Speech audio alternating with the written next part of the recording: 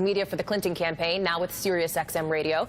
Jason Johnson, politics editor for TheRoot.com and an MSNBC contributor. And with us remote from Washington, Matt Schlapp, chairman of the American Conservative Union. Guys, thank you for joining us here. And let me pick up where the rest of the gang left off when we're talking about this. When we look at the political fallout here, and Jonathan, I'll start with you.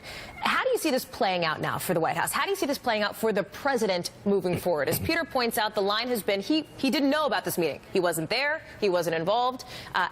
Walk me through the next steps. Well, that's right. The White House has said the president wasn't there, though we do know he was in New York that day. He was largely at Trump Tower. He had attended a fundraising luncheon. He had only become the presumptive nominee a few weeks prior. It does seem that every time the White House feels like they have a good stretch of days, the word Russia suddenly falls on them again. They were feeling very good about last week. I mean, obviously, there have been questions raised about his meeting with President Putin, but White House insiders were cheering the speech in Poland. They felt like the president was authoritative.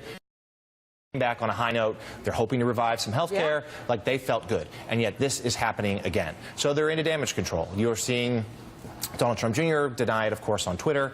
You're seeing White House surrogates on TV being battered around a little bit. They're again having to assume a defensive crutch. So, Matt, walk us down Pennsylvania Avenue here, because how do Republican lawmakers align with the president? Do you see that becoming an increasing challenge for members of the GOP, particularly on the Hill, with everything Jonathan's talking about?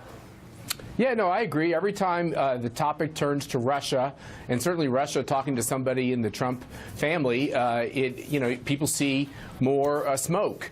And I think it's important to know underneath all this, we don't really have any substantive, facts on wrongdoing. But I do think it's fair for people to say, hey, what's this meeting all about? Who are these people? I think we're going to learn a lot of interesting things about the folks who are in this meeting. You worried about what you might learn, Matt?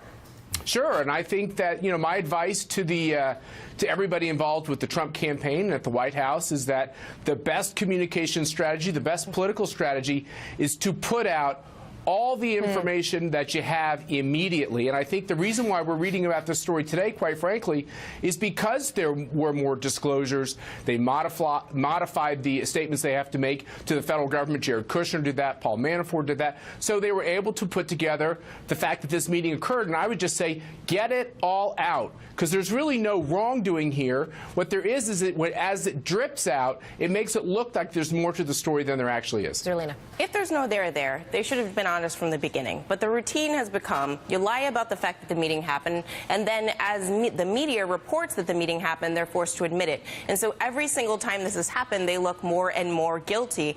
I don't think that Republicans are going to, at this phase, come out and full-fledged defend that there were no meetings or no collusion, because I don't think they know the answer to that.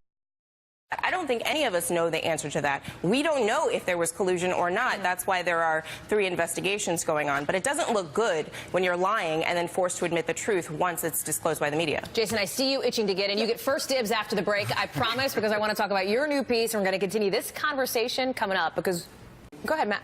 Yeah, I do too, and I think that's why it's very troubling. You see all the well-sourced reporting done by Politico on the fact that actually the government of Ukraine was working directly with a staffer at the DNC to do exactly that, to help Hillary Clinton. I think we should be cautionary whenever we're dealing with foreign nationals, but it's amazing how some people have selective outrage. Jeremy, I noticed a little bit of a look there. Yeah, well, Russia is our adversary. I think that's the most important point.